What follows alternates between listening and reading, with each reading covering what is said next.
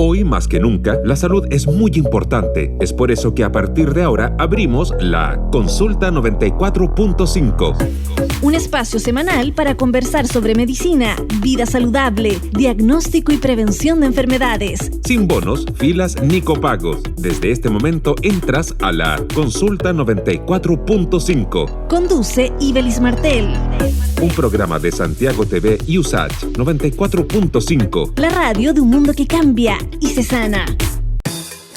Hola, ¿qué tal? Bienvenidos y bienvenidas a este espacio que abrimos en la 94.5 y en Santiago Televisión para hablar de salud, de medicina y de bienestar. Hoy día vamos a estar hablando de la primavera y aprovechando de que estamos en una nueva estación, ¿cómo podemos comenzar a integrar nuevos hábitos, atrevernos con nuevas actividades? Por ejemplo, las caminatas, trotar o correr.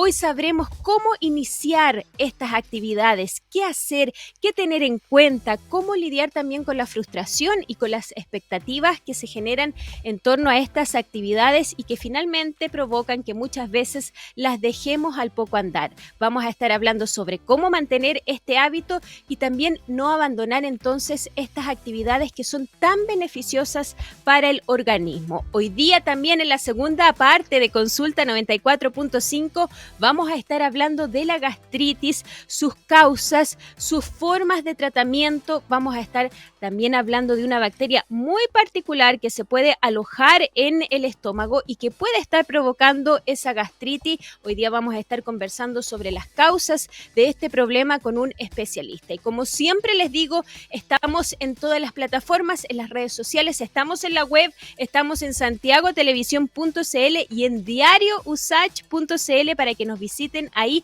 pueden ver este programa y también escuchar este programa en vivo. Y por supuesto estamos en todas las redes sociales, estamos en Twitter, en Facebook, en Instagram, en YouTube, en todo el mundo virtual somos @radiousach y @santiago.tv. Santiago, siempre les digo yo, abreviado, stgo.tv. Y no se olviden que todos los programas, todos los capítulos de Consulta 94.5 además quedan alojados en YouTube. Si ustedes no alcanzan a escucharnos o vernos cada fin de semana a las 10 de la mañana en Radio Usach o en Santiago Televisión, simplemente ingresen entonces a @santiagostgo.tv en YouTube y ahí van a encontrar entonces todos los episodios de este espacio dedicado a la salud.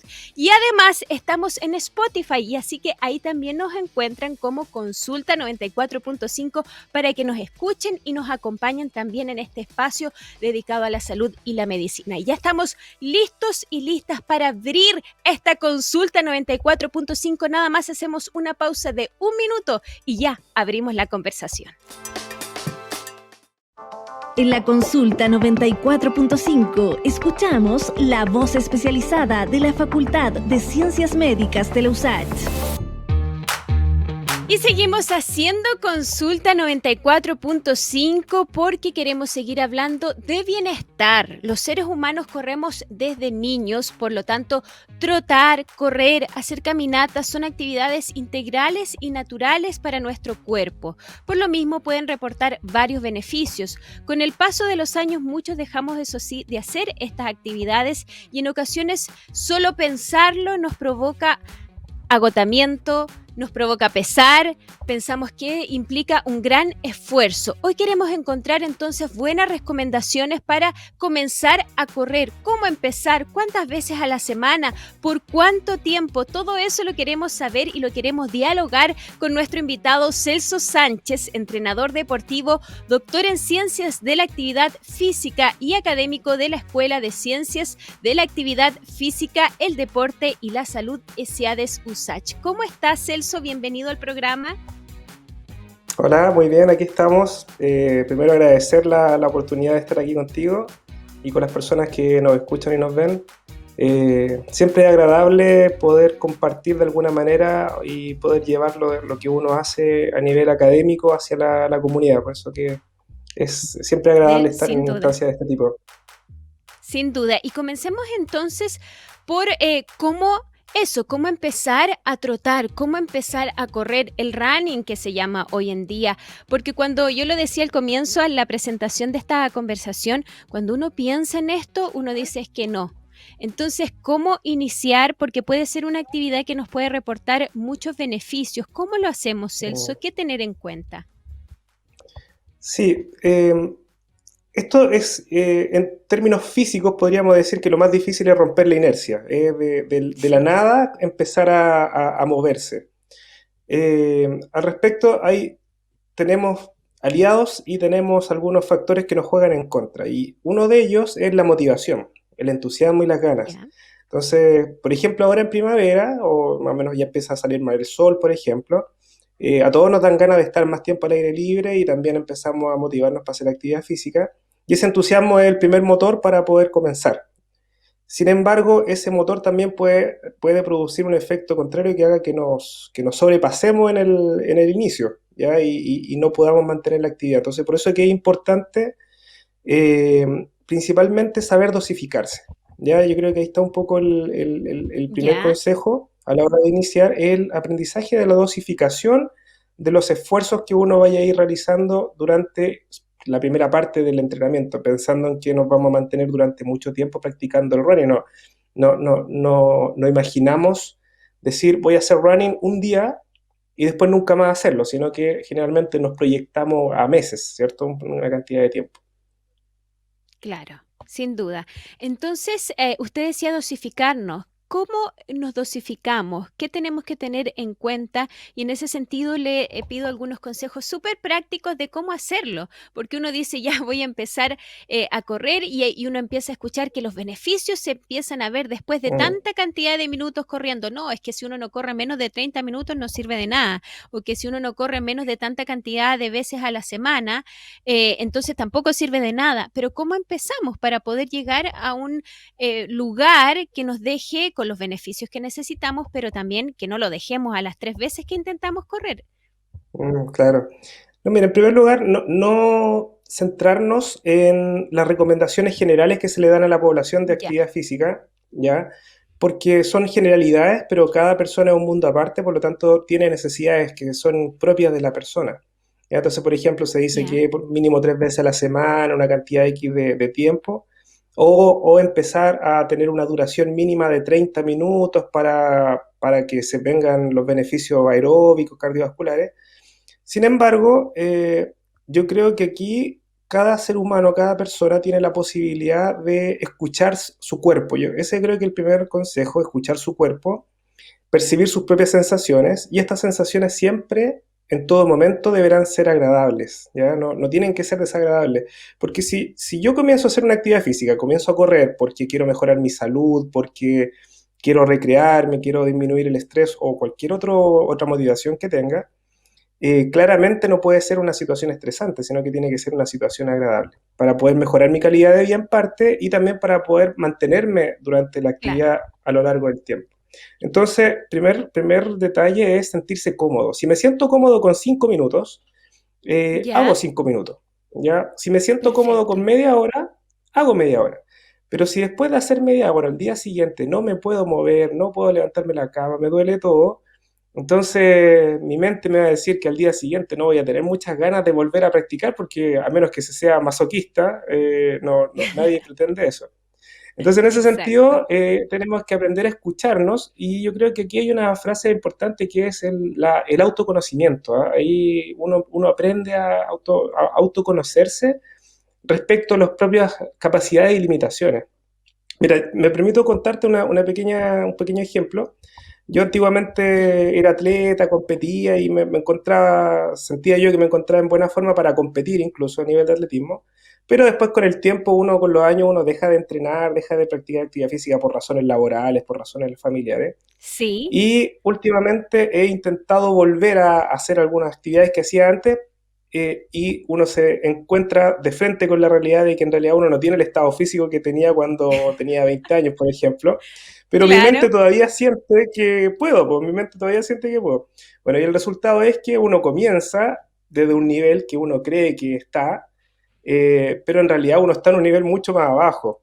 Entonces yo comienzo en el nivel que pienso que estoy y termino lesionándome. Entonces después tengo que claro. esperar un par de semanas, que recuperarme para volver a comenzar.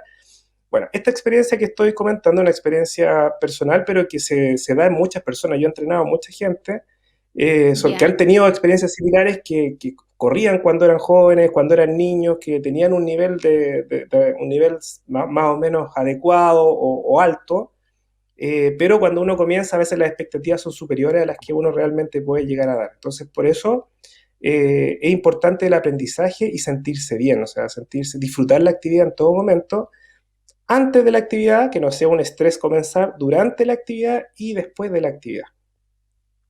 perfecto. ¿Y cuántas veces a la semana, así como nos decía, uno tiene que empezar con lo que se sienta cómodo al comienzo? Entonces, ¿cuántas veces a la semana comenzar? Y también cuando yo ya voy viendo de que después de un tiempo me siento ya cómodo con 5 minutos, ¿en qué minuto, valga la redundancia, uno tiene que decir, bueno, ahora voy a hacer 10, ahora voy a hacer 15, ahora voy a hacer Mm. 20? ¿Cómo uno va determinando eso? Porque es una lucha contra el mismo pensamiento de uno, decir, no, ya voy a hacer 15, pero eso implica un mayor esfuerzo físico nuevamente. Entonces, ¿cómo ir regulando eso? Claro, en primer lugar, bueno, podemos recomendar entrenar unas 2 o 3 veces a la semana, iniciando, ¿Ya? pero con día intermedio, claramente, para dejar tiempos de recuperación. Nuestro cuerpo tiene la necesidad de recuperarse de los esfuerzos previos, aunque haya sido poco, porque si yo no hago nada, si una persona no es sedentaria 100% y el día siguiente trotó 5 minutos, ese trotar ya es una carga para nuestro organismo que necesariamente hay que recuperar, aunque uno crea que es poco, pero puede ser alto. Entonces, se recomienda dejar días entre medio, unas 48 horas de recuperación más o menos entre una sesión de entrenamiento y otra. Y Perfecto. respecto a cuándo ir aumentando, hay un periodo ¿Sí? crítico de alrededor de 1 mes a 2 meses, alrededor de 8 semanas, en donde se producen las principales adaptaciones del inicio de una actividad, y no solamente para el running, sino que para cualquier otro tipo de ¿Ya? actividad. Entre 4 y 8 semanas, y eso va a depender mucho de las personas, ya de los hábitos de vida que tengan, del historial previo y así una buena cantidad de factores, que son las semanas críticas en donde se ve si es que la persona continúa o no continúa practicando la actividad. Y el hecho de no continuar puede ser debido a que en ese instante puede que las sensaciones sean muy negativas, ¿ya? Y que diga, no, no es para mí, esto no es. Eso muchas veces lo dice, uno lo puede decir, porque no, Sí, correr no es para mí, ¿ya? Porque a lo mejor claro, no es que el correr no sea, sino que es porque las sensaciones no fueron muy positivas. Y en el peor de los casos puede que una persona sufra alguna especie de lesión, alguna disfunción musculoesquelética que no le permita continuar con la actividad. Para evitar que ya, suceda eso, es ahí en donde más cuidado se debe tener. O sea, cuidarse de no aumentar de golpe los volúmenes. Volúmenes significa la cantidad de entrenamiento. O sea, ¿qué significa eso? Que si yo estoy trotando 20 minutos, no comenzar de inmediato o saltarse de inmediato a 1 hora, porque me sentí bien un día y ahora corro 1 hora, porque eso claro, es claramente un aumento brusco de volumen. ¿Ya? Un ejemplo práctico es cuando uno comienza a trotar y justo apareció una corrida el fin de semana de 10 ya, kilómetros, yo estoy acostumbrado a correr 2 kilómetros, y con el entusiasmo voy con un grupo de amigos, vamos a la corrida, pero son 10 kilómetros, nunca había corrido 10 kilómetros. claro, Bueno, eso es un aumento brusco de volumen. Y el otro factor perfecto, también importante es el aumento brusco de intensidad. O sea, si yo estoy ya, corriendo a un ritmo muy, muy suave porque estoy iniciando y un día me sentí bien porque estaba lindo el día y amanecí con energía, dormí bien y empiezo a correr mucho más rápido de lo que lo hago normalmente, también podría transformarse en algún problema. Entonces, esos 2 primeros meses, controlar esos impulsos de energía que a veces uno puede tener para poder aumentar el rendimiento, hasta que ya nos aseguremos que no tenemos ninguna sensación eh, de dolor, de molestia, que son súper normales durante ese periodo. Uno normalmente al día siguiente siente dolor en grupos musculares que uno nunca sabía que tenía. Estas son frases que yo te traspaso, que es lo que dice la gente normalmente cuando empieza a correr. Oh, claro, me duele donde pensé que no tenía músculos, me dicen. Claro, y es por eso, ¿ya? Y ahí uno tiene que perfecto. explicarle si es normal, porque esta actividad exige estos músculos que trabajen versus otros, versus el caminar, que a lo mejor uno lo hace todos los días. Claro, sin duda. Y ahora usted nos decía, muchos de estos consejos son válidos no solo para correr, sino que también para cualquier actividad física que uno quiera iniciar. Y David nos pregunta si lo importante es precalentar o calentar la musculatura antes de correr o antes de hacer cualquier actividad física en el gimnasio o en la casa o en la vía pública, cuando uno corre en la vía pública o también cuando uno tiene sus aparatos en el hogar y Mm. hace bicicletas, lo que sea. O más bien lo importante son las elongaciones posteriores al ejercicio físico. ¿Qué es lo importante? Nos pregunta David. Claro, bueno, siempre una sesión de entrenamiento tiene tres partes principales, eso está súper estudiado. Uno que es la parte principal, que es donde uno hace la actividad para la que fue, ¿ya? Si uno quiere correr, no sé, 3 kilómetros, ok, esa es la parte principal, pero hay actividades o hay acciones que uno debería hacer antes y después de eso. El ¿Ya? antes nos permite prepararnos desde el punto de vista físico e incluso psicológico, emocional, para la parte principal, ¿ya?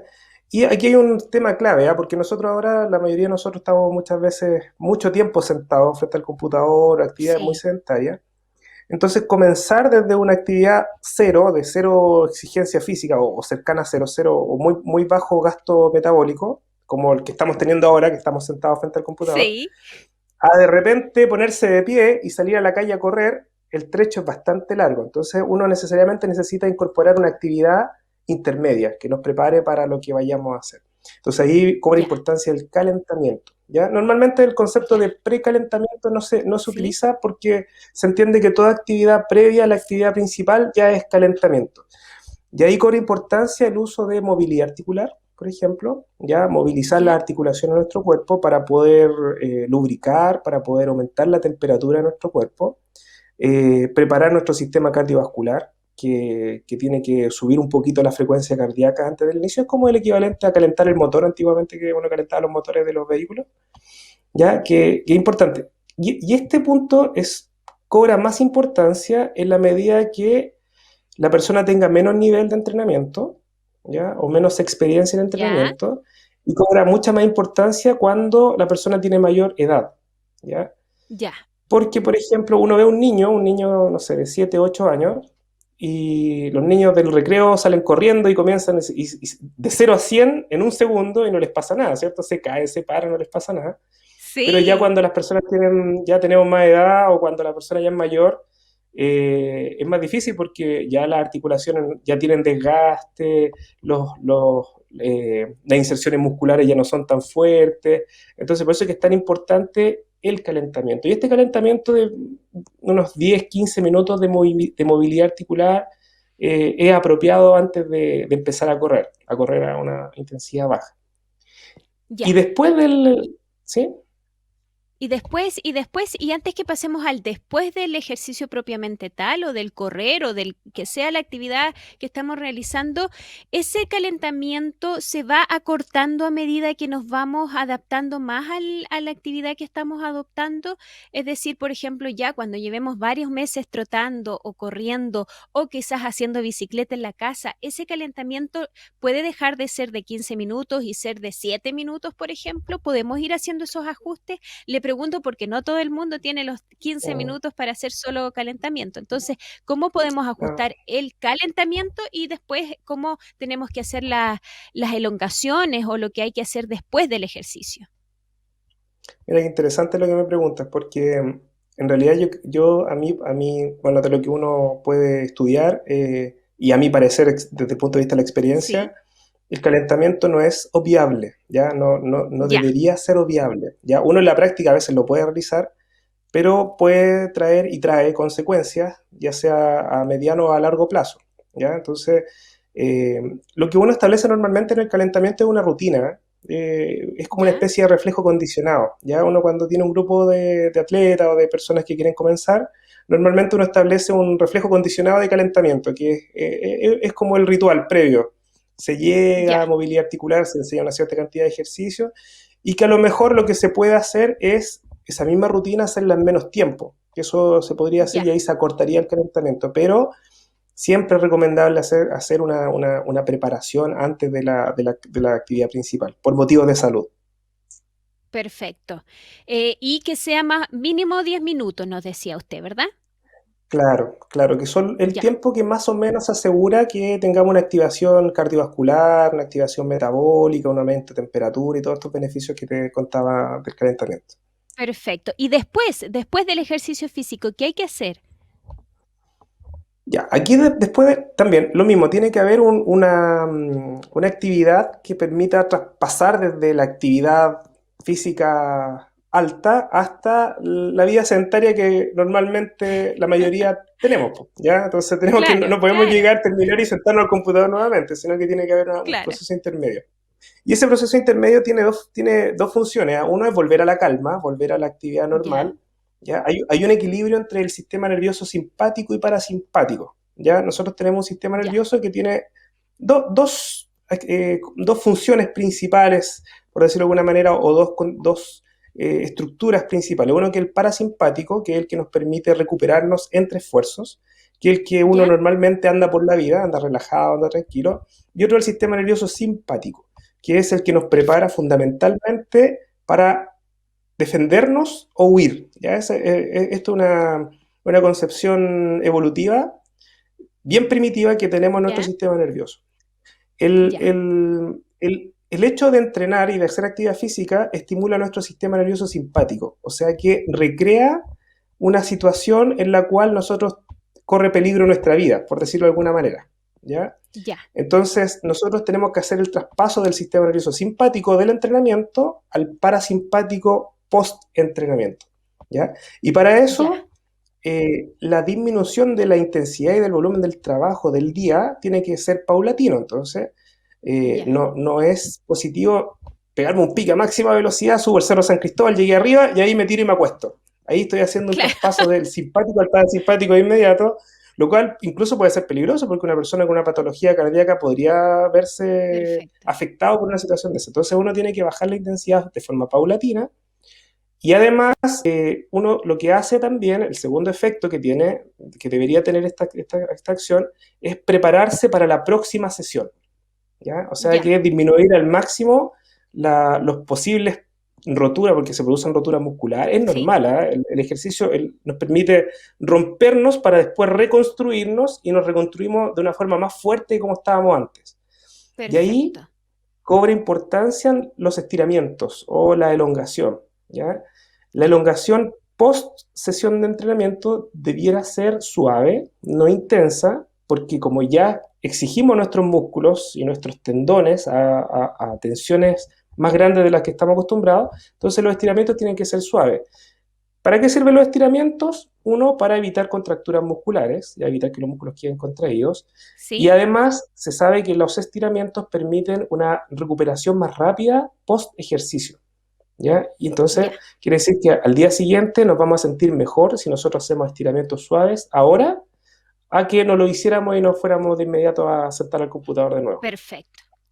Celso, se nos acaba el tiempo, nos va a quedar pendiente un gran tema que es el tema de las zapatillas que necesitamos ocupar o en qué fijarnos para elegir nuestras zapatillas adecuadas al momento de comenzar a trotar, de iniciar esta actividad, de empezar a correr, cómo saber cuáles son las mejores opciones para nuestro pie. Todo eso lo vamos a estar conversando entonces en una nueva oportunidad con usted. Lo vamos a invitar, por cierto, al programa para seguir hablando de todo lo que hay que tener en cuenta al minuto de querer incorporar el trote, el correr, el caminar, las caminatas en nuestras rutinas semanales, por decirlo de algún modo. Celso Sánchez, entrenador deportivo, doctor en Ciencias de la Actividad Física y académico de la Escuela de Ciencias de la Actividad Física, el Deporte y la Salud ESIADES USACH. Muchísimas gracias por habernos acompañado en Consulta 94.5 y desde ya invitado para un próximo programa. Gracias. Encantado, muchas gracias, un gusto. Gracias. Y nosotros y nosotras nos separamos nada más que un minuto y ya volvemos con la conversación, más temas de salud, medicina y bienestar en Consulta 94.5. A partir de ahora te recetamos la cápsula informativa, información relevante para la Consulta 94.5. Y seguimos haciendo Consulta 94.5, este espacio para la salud y la medicina. Recuerden que estamos en todas las redes sociales. Somos @RadioUSACH y @santiago.tv. Santiago, como siempre les digo, abreviado, @STGO.tv. Les digo porque en particular en YouTube es la forma en que nos encuentran en nuestro canal de Santiago Televisión, porque ahí quedan alojados todos los capítulos anteriores de Consulta 94.5 para que ustedes lo revisiten y también para que ustedes lo compartan en caso de que haya algún tema que les interese. Y además, si no nos pueden ver, pero sí nos pueden escuchar, estamos en Spotify, en nuestro Spotify, en la cuenta Consulta 94.5. Ahí también van a encontrar todos los capítulos de este espacio para la salud y la medicina. Y si nos quieren dejar sus mensajes, sus saludos, sus propuestas de temas para nuestro programa, simplemente lo pueden hacer, y también preguntas para nuestros especialistas lo pueden hacer al WhatsApp de Radio USACH. Tomen nota, +569 8881 5017, +569 8881 5017. Y seguimos compartiendo temas de salud, porque hoy en particular queremos hablar de salud bucal y específicamente de si existe o no una relación entre salud dental y enfermedades cardiovasculares. Hace años, varias investigaciones médicas sugieren de que sí existe una asociación entre la ocurrencia de patologías cardíacas y las enfermedades dentales. ¿De qué se trata esto? Iván Rimasa nos cuenta los detalles. Cifras del Ministerio de Salud apuntan a que al menos el 90% de la población adulta en Chile tiene enfermedades periodontales en algún grado de severidad. Estos problemas suelen afectar a la población de menos recursos, habitantes de zonas rurales, y también a quienes lidian con diabetes, tabaquismo y obesidad. Desde hace varias décadas, estudios sugieren que existe una relación entre periodontitis y enfermedades cardiovasculares. Así lo explica Patricia Hernández, académica de la Facultad de Odontología de la Universidad de Chile. Se cree que las bacterias, por ejemplo, que causan la periodontitis, son capaces de pasar al torrente sanguíneo, inducir ellas o parte de ellas inflamación a nivel local o a distancia, que a su vez va a favorecer la generación o desarrollo de enfermedades cardiovasculares que también son influenciadas por estos mecanismos inflamatorios. Si bien no se ha comprobado que las enfermedades dentales causen directamente enfermedades cardiovasculares, sí se ha visto una asociación entre ambas. La misma especialista afirma que, por ejemplo, se ha relacionado la presencia de periodontitis con la ocurrencia de infartos agudos al miocardio. También la presencia de periodontitis se ha asociado con la angina, con la presencia de un mayor riesgo de accidentes cerebrovasculares, con trombosis, ¿ya? E incluso se ha relacionado la periodontitis con un mayor riesgo de hospitalización y de mortalidad por enfermedades cardiovasculares. Por lo mismo, la cirujano dentista Patricia Hernández enfatiza que es clave que los pacientes con enfermedades cardiovasculares monitoreen su salud bucal. Por lo tanto, es importante que realicen controles y monitoreos, aparte de con su médico o su cardiólogo, monitoreos periódicos con el odontólogo o con el periodoncista para que haga un chequeo completo bucal y de las encías, un diagnóstico también periodontal y un tratamiento periodontal temprano de ser necesario, ¿ya? Uso de cepillos de dientes suaves, hilo dental, lavado de dientes 2 o 3 veces al día, además de limpiezas dentales regulares, son parte de los cuidados que toda la población debe seguir para mantener una buena higiene bucal y, de paso, una buena salud cardiovascular. Y seguimos haciendo Consulta 94.5, seguimos hablando de salud, porque cuando nos referimos a la gastritis, nos referimos a un conjunto de enfermedades que se caracterizan por la inflamación del revestimiento del estómago. Las causas de esta inflamación pueden ser múltiples, es decir, el culpable puede ser la presencia, por ejemplo, de una bacteria, la Helicobacter pylori. El uso frecuente de antiinflamatorios también puede ser una causa de esa gastritis. Analgésicos, analgésicos o el uso excesivo de alcohol. Hoy queremos saber más sobre la gastritis que a tantos afecta en nuestro país, a tantos y tantas, formas de tratarla también y la presencia de esta bacteria que puede estar en nuestro organismo sin nosotros saberlos. ¿Cómo la detectamos? ¿Qué hacer? Todo eso lo queremos conversar con el doctor Arnoldo Riquelme, profesor titular del Departamento de Gastroenterología y jefe del Departamento de Ciencias de la Salud de la Facultad de Medicina de la Universidad Católica. Además, es past president de la Sociedad Chilena de Gastroenterología y también es presidente de la Organización Panamericana de Gastroenterología para el periodo 2021-2023. Doctor, ¿cómo está? Bienvenido al programa. Muy bien, muy bien. Muy contento de que esto sea un tema para la radio y también para todos los radioescuchas de su canal. Muchas gracias, doctor. Claro, porque ¿quién no se ha visto afectado por una gastritis o uno va al médico y le dicen, no, usted tiene gastritis? Entonces, comencemos por entender un poco cómo es esto de que el interior de nuestro estómago se puede ver perjudicado, cómo está revestido nuestro estómago y por qué se inflama. Mire, es una buena pregunta y quizás podemos partir un poquito antes, porque las enfermedades que nosotros diagnosticamos como médicos y en particular en la especialidad de gastroenterología son entidades que no necesariamente están asociadas directamente a la palabra gastritis.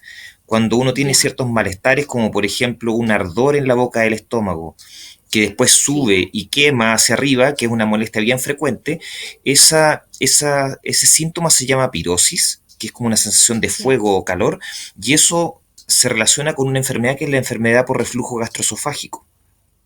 En cambio, otros pacientes tienen una molestia que es un ardor o una sensación de pesadez en la boca del estómago, o sea, entre el inicio del tórax, donde está este huesito que uno se toca al finalizar las costillas, ¿no es cierto?, y el ombligo. Ese sector es lo que nosotros en medicina llamamos epigastrio, y esas molestias pueden ser desde molestias funcionales, cálculos en la vesícula, úlceras o esta gastritis, que es la inflamación de la mucosa gástrica, la mucosa del estómago.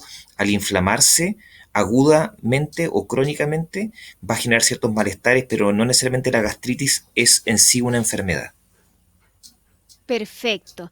Entonces, pueden ser distintas molestias en distintas partes, áreas de esta zona en que nosotros tenemos el estómago y el esófago, por decirlo de alguna manera, doctor.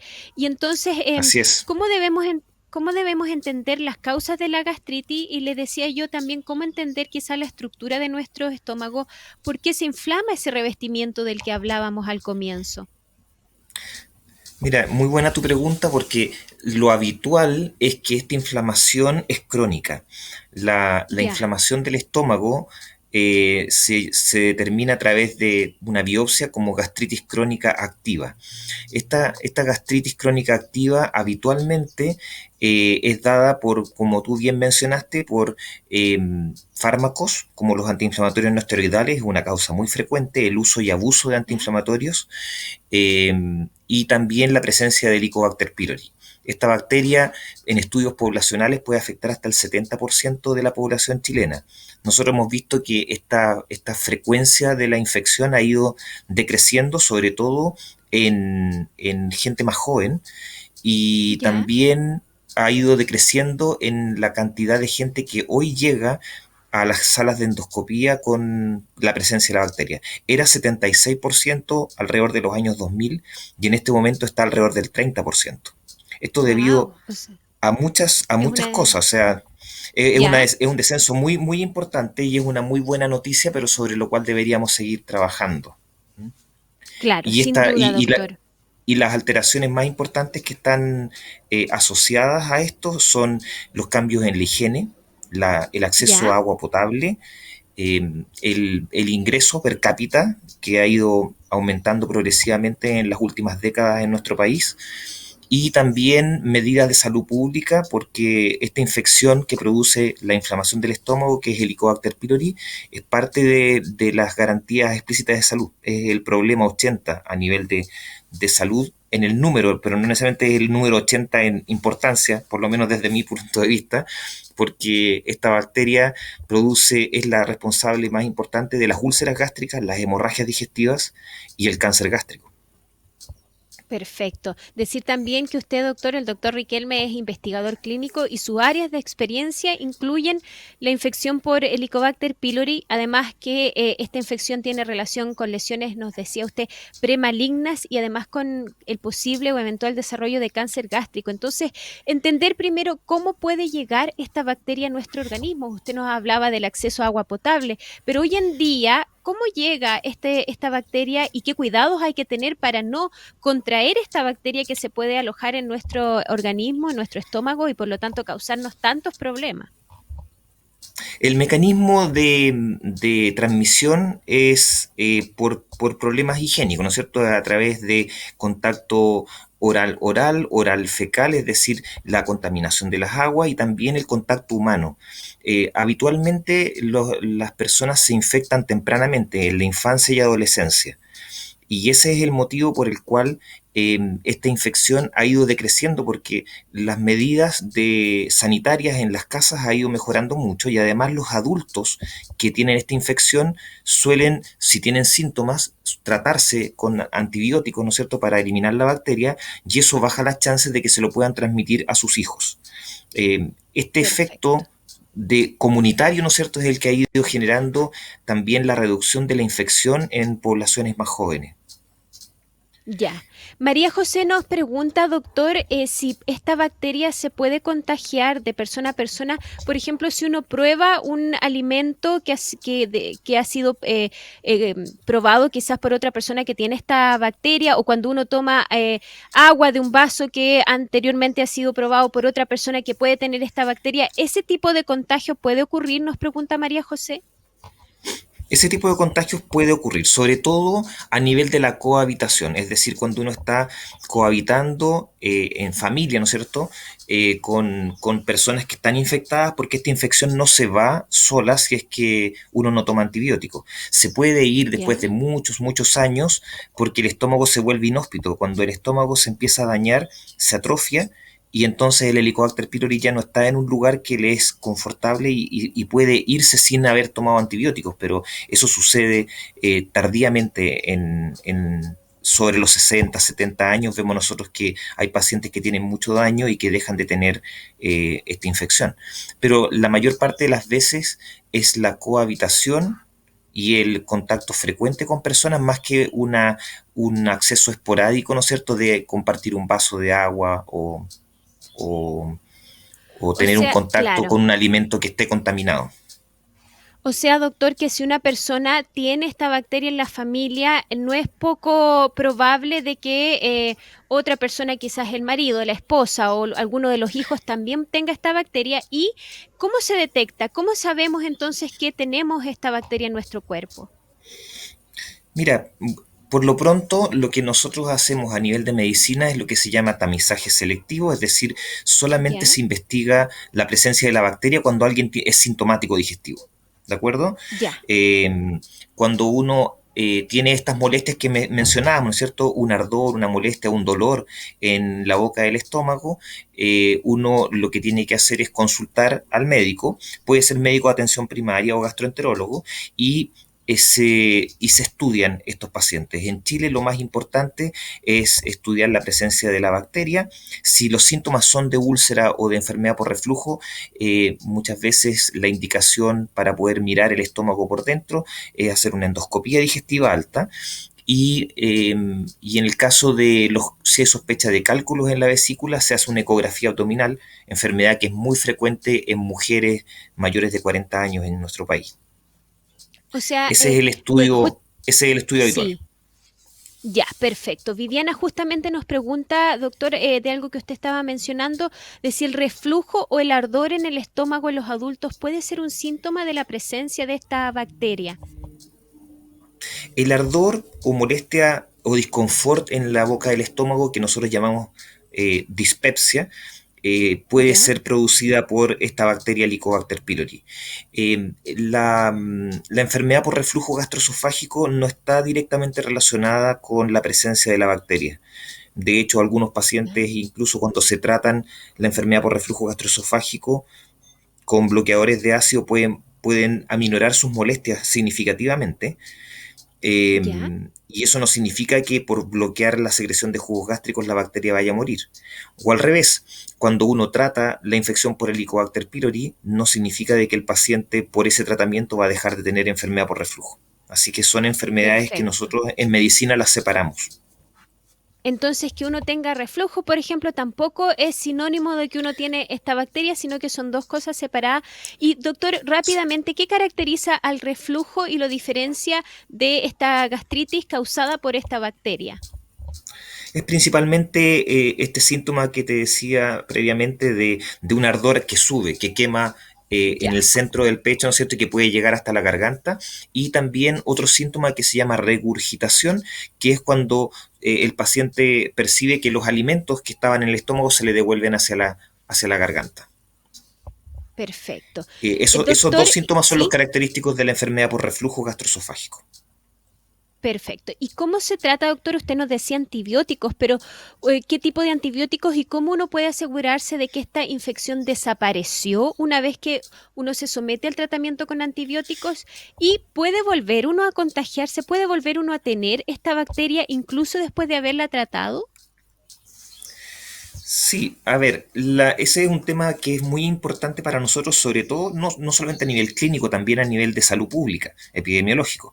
Cuando vamos a ¿Ya? usar antibióticos en la población, que puede llegar, como te explicaba antes, entre el 30% de la población que se somete a endoscopía y el 50 a 70% de la población general. Estamos hablando de una infección de alta prevalencia, muy frecuente. El problema que nosotros enfrentamos es el qué tipo de antibióticos utilizar, ¿no es cierto? ¿Ya? Porque tenemos que usar antibióticos que logren erradicar la bacteria por un lado, pero por otro lado que no generen resistencias al Helicobacter pylori o a otras bacterias del cuerpo. Entonces, el tratamiento que se recomienda es un tratamiento que se llama cuadriterapias. Eso significa que se usa un bloqueador de ácido y 2 o 3 antibióticos. Es una combinación de antibióticos. En general, salvo un esquema puntual que se llama terapia dual, en que se usan dosis altas de amoxicilina, el tratamiento requiere combinación de antibióticos. Así que el tratamiento tiene que ser prescrito por médico, dura 14 días y como produce bastantes molestias, el paciente tiene que estar advertido y educado de que durante esas 2 semanas de tratamiento no va a sentirse mejor, pero el objetivo es poder ¿Ya? terminar el tratamiento, completarlo. Tú preguntabas que cómo después lo confirmábamos. Es Sí. muy importante la confirmación. Habitualmente lo confirmamos a través de test no invasivos. Lo hacemos a través ¿Ya? de un examen de deposiciones que se llama antígeno en deposiciones o un ¿Ya? examen de aire expirado, que ahora por efecto ¿Ya? de pandemia no se está haciendo en prácticamente ningún laboratorio porque los exámenes de aire expirado implica que uno tiene que soplar.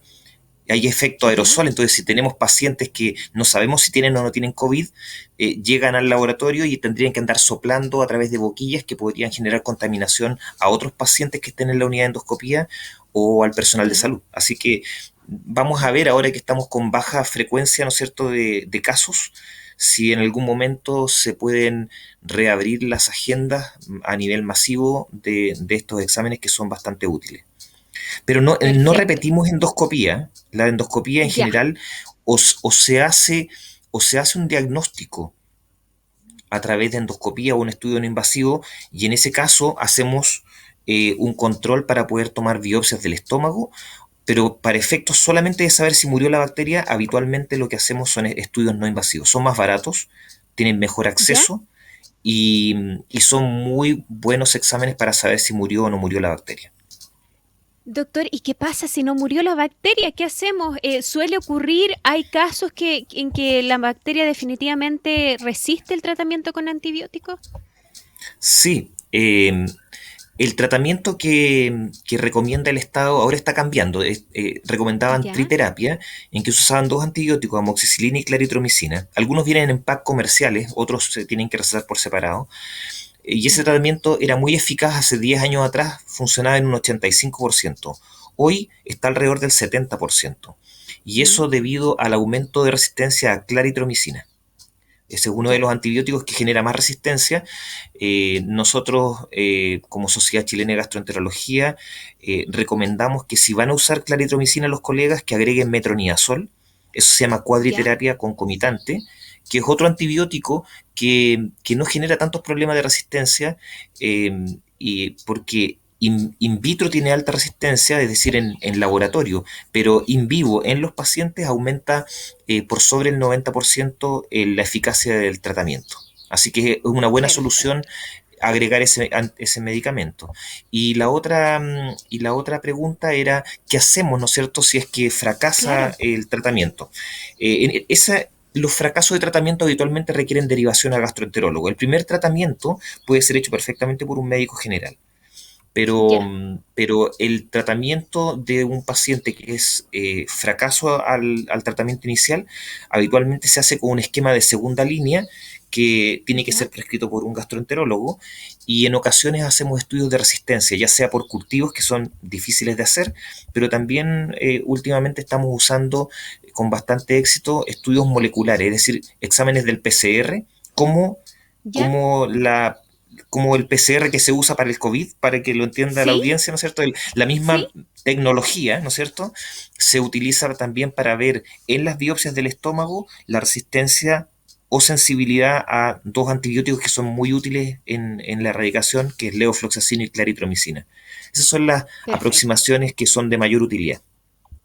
Perfecto, estamos conversando y se nos va acabando el tiempo con el doctor Arnoldo Riquelme, profesor titular del Departamento de Gastroenterología, jefe del Departamento de Ciencias de la Salud de la Facultad de Medicina de la Universidad Católica y actual presidente de la Organización Panamericana de Gastroenterología. Estamos conversando sobre la gastritis y específicamente sobre la presencia de la bacteria Helicobacter pylori, que puede ser una de las causas de la gastritis. Rápidamente, doctor, cuando la causa de nuestra gastritis no es esta bacteria, sino que el consumo de alcohol, el consumo de medicamentos o la alimentación, el consumo de frituras, doctor, o de condimentos o de mucho alimento envasado con mucha grasa, puede causar gastritis. ¿Cuáles son las recomendaciones, doctor, para evitar que nos ocurran estos malestares y dolores intensos al estómago? Yo diría que las dos causas más importantes dentro de las molestias que generan los síntomas de los pacientes es el uso de antiinflamatorios no esteroidales, ¿Ya? ibuprofeno, piroxicam, esos medicamentos. El paracetamol no produce mayores molestias en ese sentido, así que un buen analgésico autoprescrito, no superando las 3 tabletas al día, es el paracetamol. En Ya. el caso de los antiinflamatorios, hasta una tableta, dependiendo de cuál es la sensibilidad de los pacientes, porque hay cierta gente que es más susceptible a dañar su estómago o el intestino por una condición genética que son polimorfismos de un metabolizador de estos medicamentos, y Ya. eso hace de que aumente el riesgo de molestias digestivas y inflamación crónica del estómago, que se llama gastritis crónica activa, a través de los antiinflamatorios. Eh, la gente que tiene problemas reumatológicos sufre mucho de problemas de este tipo. Gente con artritis o con osteoartritis, que es lo que se conoce comúnmente como artrosis, con deformación de las manos, tienen que usar antiinflamatorios frecuentemente, y ellos están en mayor riesgo. Y respecto a lo de Perfecto. alimentos, el alcohol es muy importante, porque el alcohol, sobre todo los destilados, producen un daño directo de la mucosa, que si se consume crónicamente también aumenta la atrofia. Y se ha visto que el alcohol es uno de los determinantes más importantes en la progresión del daño asociado a Helicobacter pylori, aumentando lo que mencionabas tú antes, que son las lesiones precancerosas. Aumenta la atrofia, Ya. y después de eso aumenta la metaplasia, y desde los 50 años en adelante aumenta el riesgo de cáncer de estómago. Perfecto. Entonces, cuidado con el consumo de medicamentos, con el consumo de alcohol y también con la dieta, ¿no? Evitar, me imagino yo, alimentos que puedan ser perjudiciales en general para nuestro organismo. La Doctor, alimentación sí, balanceada es lo más importante, o sea, que la gente consuma hartas frutas, bastantes verduras, evitar los alimentos fritos, los aceites, y las carnes se deben consumir con moderación. las carnes rojas aumentan el riesgo de cáncer de estómago, así que no es que estén prohibidas, pero tienen que bajar el porcentaje de consumo, que es alto en nuestro país. Doctor Arnoldo Riquelme, profesor titular, les decía yo, del Departamento de Gastroenterología de la Universidad Católica y actual presidente de la Organización Panamericana de Gastroenterología. Muchísimas gracias por habernos acompañado en Consulta 94.5 y habernos explicado todo sobre esta bacteria, la Helicobacter pylori, y además cómo se relaciona con la gastritis y cómo esta gastritis, que muchos pueden estar padeciendo hoy en día, también puede estar relacionada a otros factores como el consumo de medicamentos, como el consumo de alcohol y también como con una dieta que no es la más adecuada ni la más balanceada. Doctor, muchas gracias nuevamente y que tenga un bonito día. Chao, chao. Muchas gracias por la invitación y disponible para otra conversación cuando gusten. Sin duda, nos quedaron muchos temas pendientes, hay que hablar de cáncer gástrico, así que lo vamos a estar invitando. Gracias, chao, chao. Chao, mucho gusto. Y nosotros y nosotras hemos llegado al final de Consulta 94.5. Muchísimas gracias por habernos acompañado. Recuerden que estamos cada sábado en Radio Sach a las 10 de la mañana y cada domingo en Santiago Televisión también a las 10 de la mañana en este espacio para la salud y la medicina. Gracias también al equipo técnico de Radio Sach y de Santiago Televisión por la puesta al aire de esta Consulta 94.5. Que tengan un lindo día. Chao, chao. Es momento de cerrar la Consulta 94.5, nuestro espacio semanal para conversar sobre medicina, vida saludable, diagnóstico y prevención de enfermedades. Sin bonos, filas ni copagos. Esto fue Consulta 94.5. Siempre en Santiago TV. USACH 94.5, la radio de un mundo que cambia y se sana.